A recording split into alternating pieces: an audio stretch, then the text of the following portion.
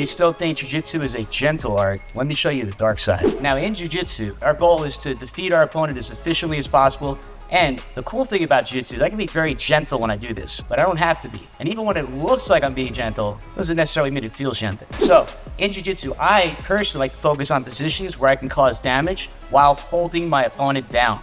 And for me, one of the best positions to do that is KOB. For me, KOB doesn't mean knee on belly. It means knees on body. I like to use 2 knees all the time to keep my opponent's shoulders and hips pinned to the ground.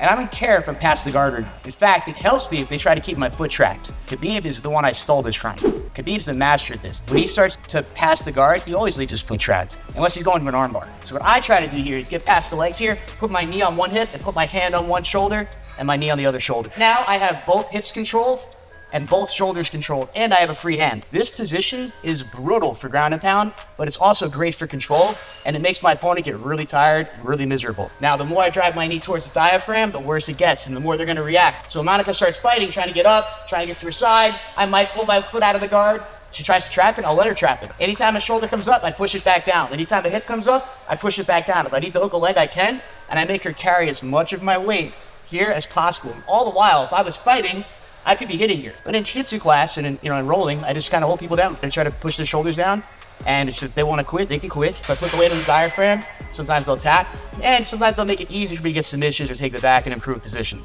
But I'm always thinking about keeping both knees to control the hips and shoulders. Anytime something pops up, I push it back down. And in a fight, I'm pushing it back down and I'm landing a shot. This is the dark side of Jiu-Jitsu. This is something you can practice in Jiu-Jitsu class and get better at fighting without anyone really knowing that you're actually thinking about fighting. This is one of the things that I like to do when I'm training. Follow me for more tips like this.